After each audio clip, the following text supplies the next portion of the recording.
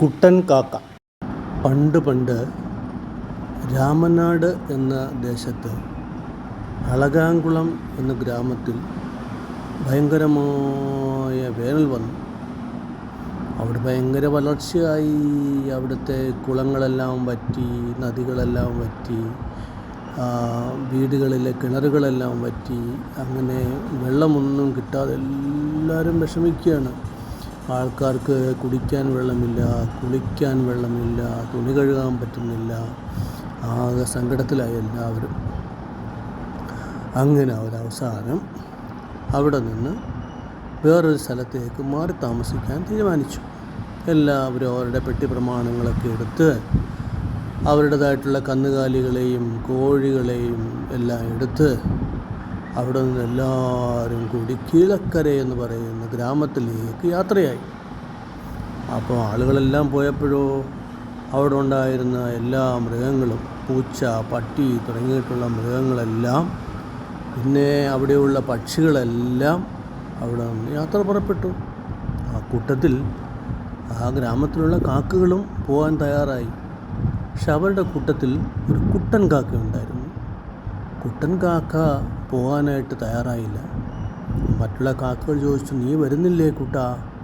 അവൻ പറഞ്ഞു, ഞാനിപ്പോൾ വരുന്നില്ല, നിങ്ങൾ പൊക്കോ, ഞാൻ പതുക്കെ വരാം. എടാ, വെള്ളമില്ലാതെ ജീവിക്കാൻ പറ്റില്ല, അതുകൊണ്ട് നീ കുഴപ്പമൊന്നും കാണിക്കരുത് എന്ന് മുതിർന്ന കാക്കകളൊക്കെ പറഞ്ഞു. അതെനിക്കറിയാം, ഞാൻ പിന്നെ വന്നോളാം, നിങ്ങൾ പൊക്കോ എന്ന് പറഞ്ഞ് കുട്ടൻ എല്ലാവരെയും യാത്രയാക്കി. എന്നിട്ട് അവൻ തനിച്ച് ആ പൊരി വെയിലത്ത് അവിടെ ഇങ്ങനെ ഇരുന്നു. കുറേ നേരം ആലോചിച്ചു, ഇനി എന്താണ് ചെയ്യുക?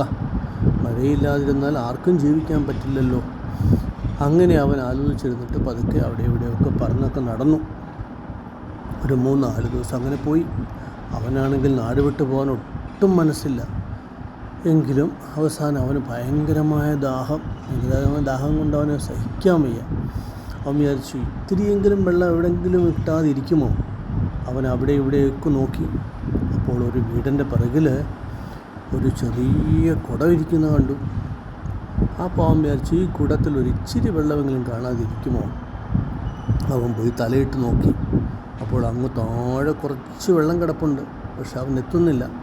അവൻ തല കൂടുതൽ അകത്തോട്ടിട്ട് കഴിഞ്ഞാൽ അവൻ കുടത്തിനകത്ത് വീണു പോകും. പിന്നെ രക്ഷപ്പെടാൻ പറ്റില്ല, മരിച്ചു പോവുകയുള്ളൂ. അതുകൊണ്ട് അവൻ തൊട്ടടുത്തുള്ള ഒരു ഉണങ്ങിയ മരത്തിൻ്റെ കൊമ്പിൽ വന്നിരുന്നിട്ട് ആലോചിച്ചു, എന്താണ് ഈ വെള്ളം കുടിക്കാനൊരു വഴി? കുട്ടൻകാക്ക നല്ല ബുദ്ധിമാനാണ്. അവന് പെട്ടെന്നൊരു ബുദ്ധി തോന്നി. ചെറിയ ചെറിയ കല്ലുകൾ പറക്കിയിട്ടാൽ ആ വെള്ളം പൊങ്ങി വരില്ലേ? വരണമല്ലോ.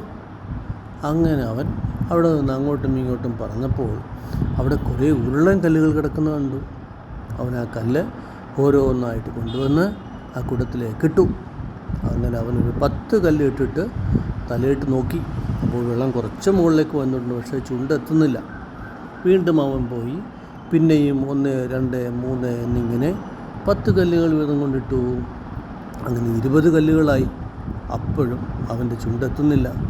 വീണ്ടും അവൻ പോയി 5 കല്ലുകൾ വീതം കൊണ്ടിട്ടു. അപ്പോൾ 5 കല്ല് കൊണ്ടിട്ടപ്പോൾ 25 കല്ലായി. പിന്നെയും 5 കല്ല് കൊണ്ടിട്ടപ്പോൾ 30 കല്ലായി. ഇപ്പോൾ അവൻ ഏകദേശം ചുണ്ടെത്തുന്ന അവസ്ഥയായി. അവൻ പതുക്കെ തലയിട്ട് ആ വെള്ളമെല്ലാം കുടിച്ചു. എന്തൊരു സുഖം!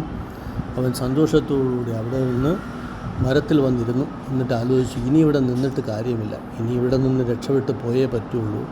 കൂട്ടുകാരെല്ലാം പോയ കീഴക്കരയിലേക്ക് തന്നെ പോകാം എന്ന് ആലോചിച്ചിങ്ങനെ ഇരുന്നപ്പോൾ പെട്ടെന്ന് അന്തരീക്ഷമൊക്കെ അങ്ങ് ഇരുണ്ടു.